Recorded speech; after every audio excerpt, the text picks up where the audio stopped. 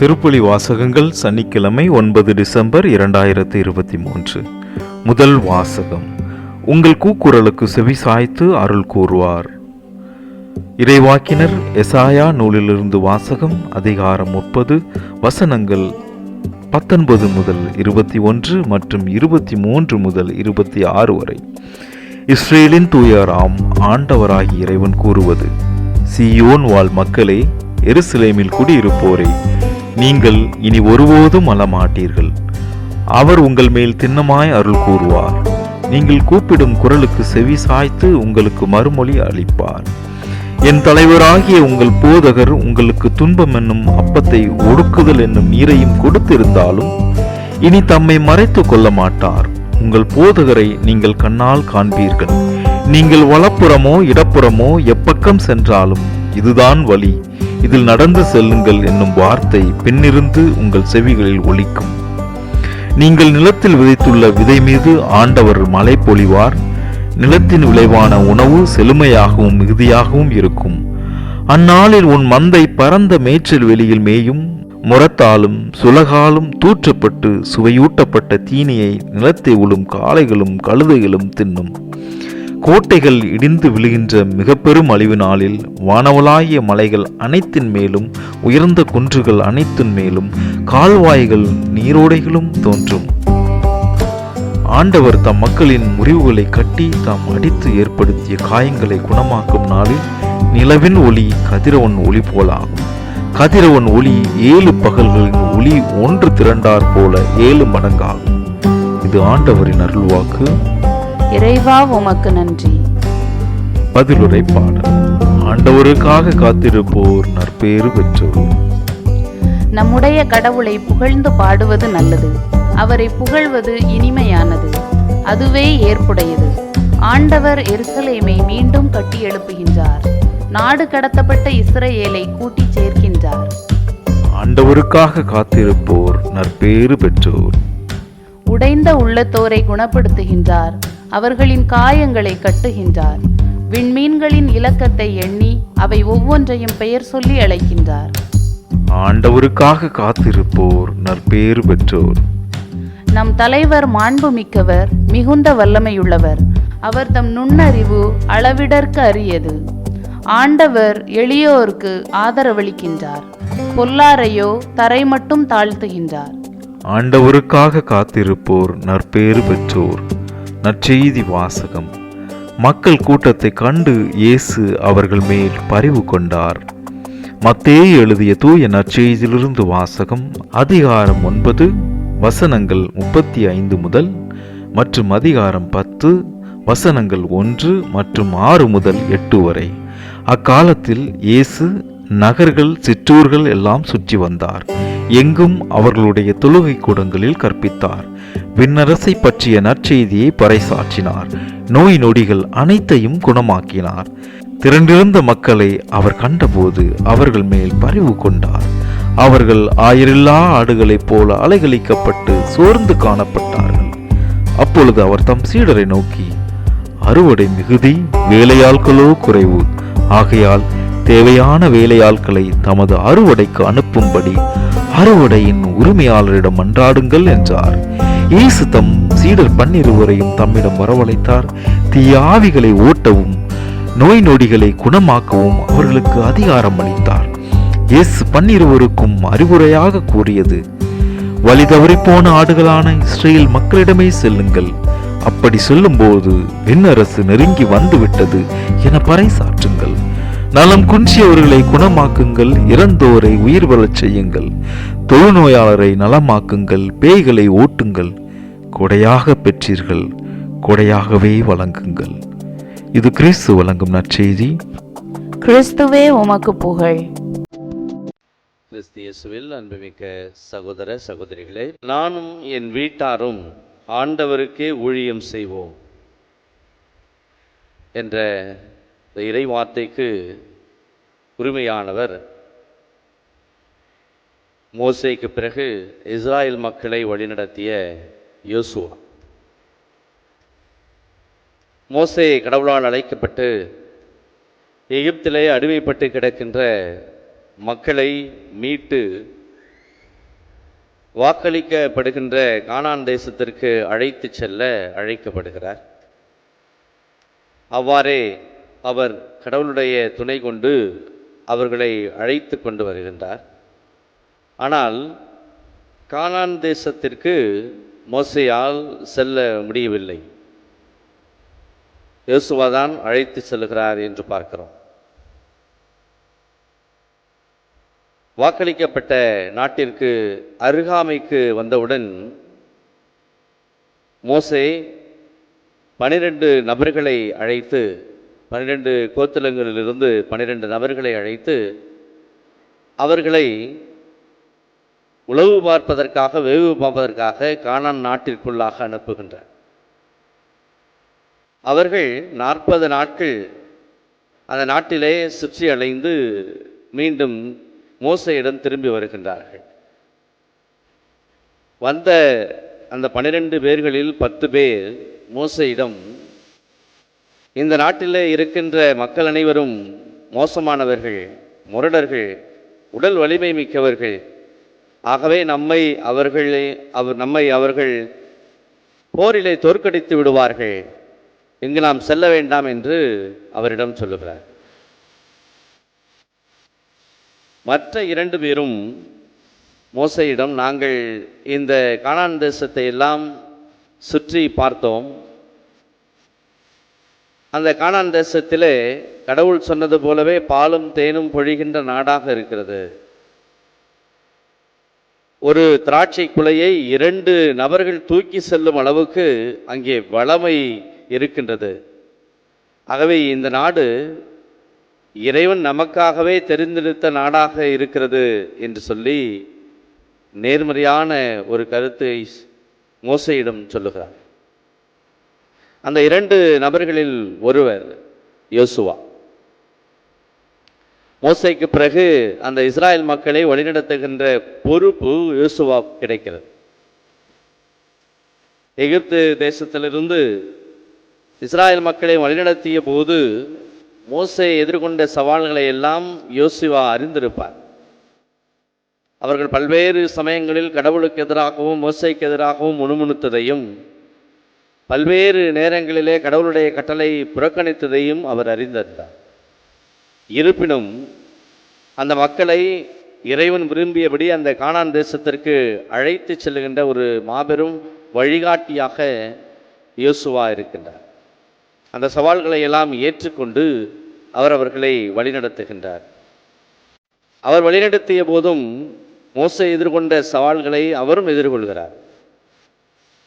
அவர்கள் இஸ்ராயல் மக்கள் பொய் தெய்வங்களை வணங்குகிறார்கள் என்று கேள்விப்பட்டு மனமுடைந்து அங்கிருக்கின்ற தலைவர்களை எல்லாம் அழைத்து அவர்களோடு அவர் உரையாடுகின்ற பொழுது, பேசுகின்ற பொழுது, உங்களை தேர்ந்தெடுத்த இறைவன் நீங்கள் அடிமைத்தனத்திலிருந்து மீண்டு வர வேண்டும் என்று விரும்பி உங்களை எகிப்திலிருந்து அழைத்து வந்த இறைவன் அந்த மாபெரும் பயணத்திலே உங்களை மேகத்தூணின் வழியாகவும் நெருப்பு தூணின் வழியாகவும் வழிநடத்திய இறைவனை நீங்கள் மறந்துவிட வேண்டாம்.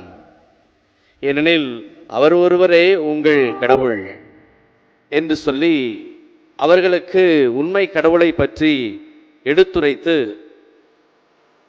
அந்த மக்களிடம் அவர் பேசி முடிக்கின்ற பொழுது தானே முன்னுதாரணமாக முன்வந்து, நானும் என் வீட்டாரும் ஆண்டவருக்கே ஊழியம் செய்வோம் என்று தான் கடவுளுடைய பக்கம் இருப்பதாக அந்த தலைவர்களிடம் எடுத்துச் சொல்வார். அவருடைய பேச்சை கேட்ட அந்த மக்கள் பலரும் இறைவன் எவ்வாறு தங்கள் மேல் இரக்கம் கொண்டு தங்களை வழிநடத்தினார், நமக்கு நன்மைகளை பொழித்தார் என்று எண்ணியவர்களாய், நாங்களும் ஆண்டவருக்கே ஊழியம் செய்வோம் என்று அவரிடம் உறுதி கொடுக்கின்றார். இப்படியாக அவர்களை வழிநடத்தி வருகின்றார் யோசுவா. இறைவன் மேல் அவர் உறுதியான பற்றி கொண்டு, இறைவனையே பற்றியிருந்தால் எல்லாம் நமக்கு நலமாக இருக்கும் என்று அந்த மக்களுக்கு அவர் எடுத்து சொல்லி அவர்களை வழிநடத்துகிறார். நம்பிக்கையிலே அவர்களை வழிநடத்துகிறார். ஆக அந்த நம்பிக்கை தான் அவர் கானான் தேசத்திற்கு செல்வதற்கு முன்பாக எரிகோ நகரை கடந்து செல்வதற்கு அந்த எரிக்கோ மதில் சுவரை கடந்து செல்வதற்கு இறைவன் அவருக்கு ஆற்றல் அளிக்கிறார். அங்கே ஒரு மாபெரும் புதுமை நிகழ்வதை நாம் வாசிக்கின்றோம், விவிலியத்திலே வாசிக்கின்றோம். அந்த மதில் சுவரானது ஒரு தேர் செல்வது அகலம் கொண்டு அதை கடந்துதான் நகருக்குள்ளாக செல்ல வேண்டும்.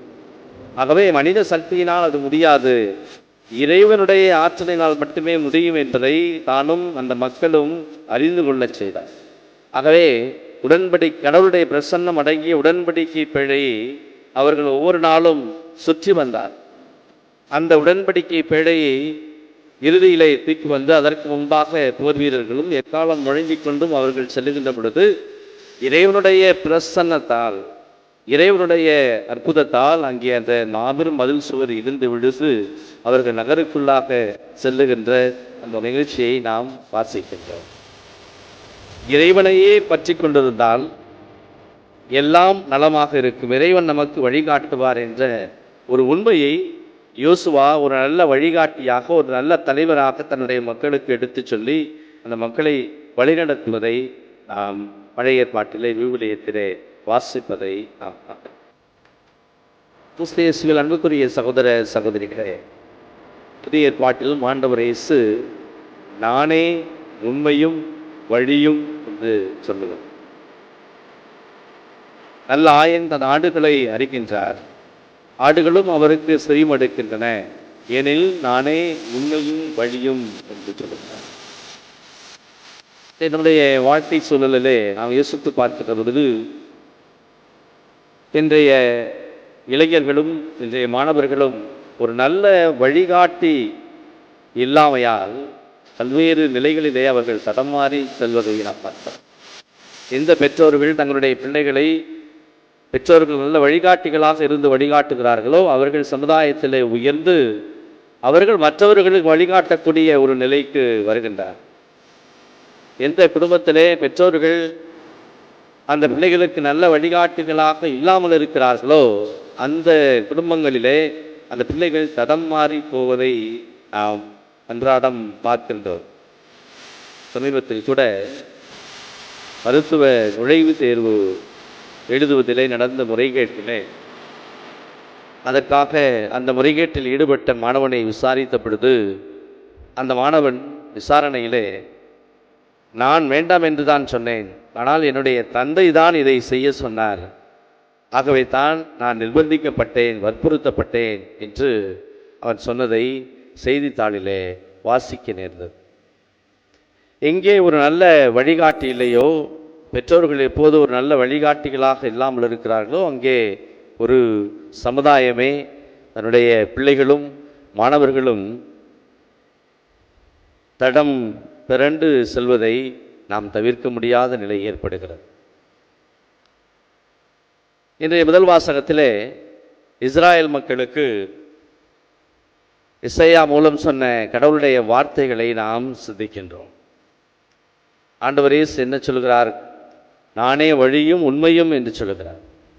இஸ்ராயல் மக்களுக்கு எசேயா இறைவாக்கினர் நீங்கள் இடப்புறமோ வடப்புறமோ செல்லும் பொழுது எங்கு சென்றாலும் இதுதான் உங்களுக்கு வழி என்று கடவுள் உங்களுக்கு வழிகாட்டுவார் என்று எடுத்து சொல்லுகிறார். இறைவன் மட்டுமே உங்களுக்கு வழிகாட்ட முடியும் என்பதை அறுதியிட்டு எசேயா இறைவாக்கினர் தன்னுடைய மக்களுக்கு சொல்வதை நாம் பார்க்கின்றோம். எங்கெல்லாம் யாரெல்லாம் இறைவனை பற்றி கொண்டு அந்த இறைவன் என்னை வழிநடத்துவார் என்று நினைத்து காரியங்களை செய்கின்றார்களோ அவர்களை எல்லாம் இறைவன் வழிநடத்துவதை விவிலியத்திலே நாம் பல்வேறு நபர்கள் வழியாக பார்க்கின்றோம், வாசிக்கின்றோம். எந்த ஒரு குழப்பமான நிலை இருந்தாலும், சங்கடமான நிலை இருந்தாலும் இறைவன் நம்மை வழிநடத்துகின்ற ஒரு நல்ல வழிகாட்டியாக ஆயனாக இருக்கிறார் என்று சொல்லி நம்மையே இறைவனுக்கு ஒப்பு கொடுத்து அவர் கரம் பற்றி நம்மை வழிநடத்த வேண்டும் என்று நினைக்கின்ற பொழுது அவர் உண்மையான வழியிலே நம்மை வழிநடத்துவார் என்று நாம் உதாரணங்களை பார்க்கிறோம். குறிப்பாக விசுவாசத்தின் தந்தை என்று சொல்லப்படுகிற ஆபிரகாம் தன்னுடைய நாட்டையும் தன்னுடைய வீட்டையும் விட்டு கடவுள் சொல்லுகிற நாட்டிற்கு செல்ல வேண்டும் என்ற அவருக்கு ஒரு நிலை வருகின்ற பொழுது அவர் இறைவன் என்னை வழிநடத்துவார் என்று சொல்லி இறைவனை பற்றி கொண்டு அவர் செல்கிறார். அப்படி அந்த நம்பிக்கையிலே அவர் சென்றதால் அவருடைய தலைமுறை ஆசிர்வதிக்கப்பட்டு வானத்தின் விண்மீன்களைப் போலவும் கடற்கரை மணலைப் போலவும் அவருடைய தலைமுறையானது ஆசிர்வதிக்கப்படுவதை பார்க்கிறோம். அத்தகைய ஆசீர்வாதத்தை இறைவனிடமிருந்து அவர் பெற்றுக்கொள்வதை பார்க்கிறோம். மோசே இஸ்ராயல் மக்களை வழிநடத்த அழைக்கப்படுகின்ற பொழுது மோசேயும் கூட எனக்கு பேச தெரியாது, என்னால் அந்த மக்களை எப்படி வழிநடத்த முடியும் என்று சொன்னபோது கடவுள் அவரிடம், நான் உனக்காக பேசுவேன், நான் உன்னோடு இருந்து உன்னை வழிநடத்துவேன் என்று சொல்லி நம்பிக்கையான வார்த்தைகளை சொல்லி அவர் அதை ஏற்றுக்கொண்டு செல்கிறார். அங்கே எகிப்திலிருந்து அந்த மக்களை அடிமைத்தனத்திலிருந்து மீட்டு கொண்டு இறைவன் விரும்புகின்ற அந்த நாட்டிற்கு அவர்களை அழைத்து வருகின்ற ஒரு மாபெரும் தலைமையை பணியை செய்வதற்கு இறைவன் அவருக்கு ஆற்றல் அளிப்பதை நாம் பார்க்கின்றோம். அவருக்கு பிறகு நான் சொன்னதைப் போல யோசுவா, நான் என்னாலும் இறைவனுக்கே ஆண்டவருக்கே ஊழியம் செய்வேன் என்று சொல்லி எல்லா சூழ்நிலைகளிலும் இறைவன் பக்கம் இருக்க வேண்டும் என்று உறுதி எடுத்து அவர் மக்களை வழிநடத்தியதால் இறைவன் விரும்பின அந்த கானான் தேசத்திற்கு அவர்களை அழைத்து செல்கின்ற ஒரு மாபெரும் பேற்றை யோசுவா பெறுவதையும் நாம் பார்க்கிறோம். எல்லாவற்றிற்கும் மேலாக புதிய ஏற்பாட்டிலே அன்னை மரியா தன்னுடைய இக்கட்டான சூழ்நிலைகளில் குழப்பமான சூழ்நிலைகளெல்லாம் இறைவனை பற்றி கொண்டு வாழ்ந்ததால் அவர் என்னாலும் இறை நம்பிக்கையோடு இருந்ததால் இன்று நமக்கும் இறைவனுக்கும் தாயாக இருக்கின்றார் என்பதை நாம் புரிந்து கொள்கிறோம்.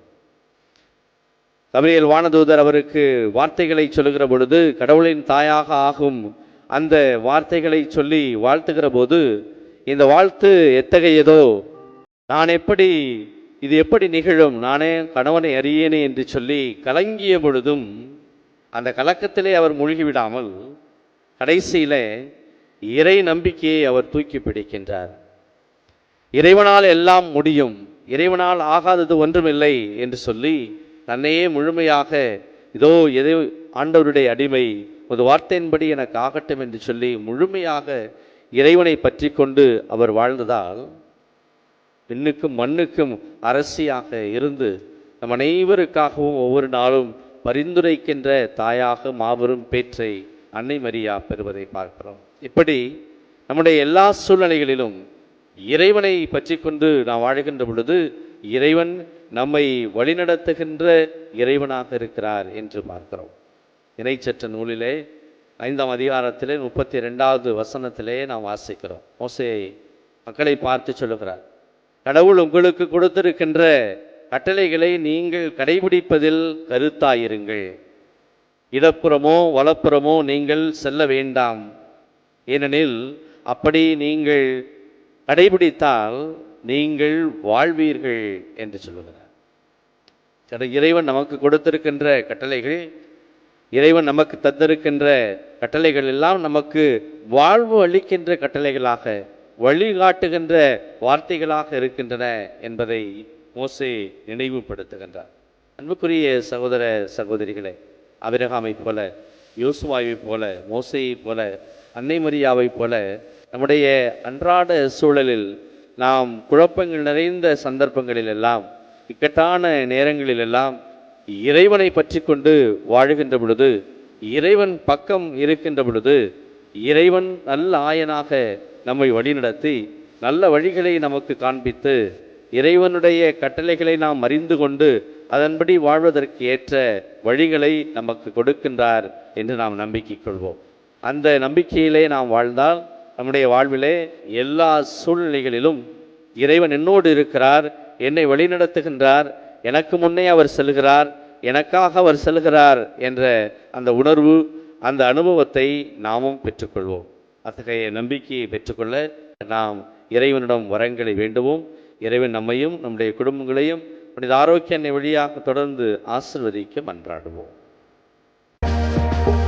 விண்ணுலகில் இருக்கிற எங்கள் தந்தையே, உமது பெயர் தூயது என போற்றப் பெறுக.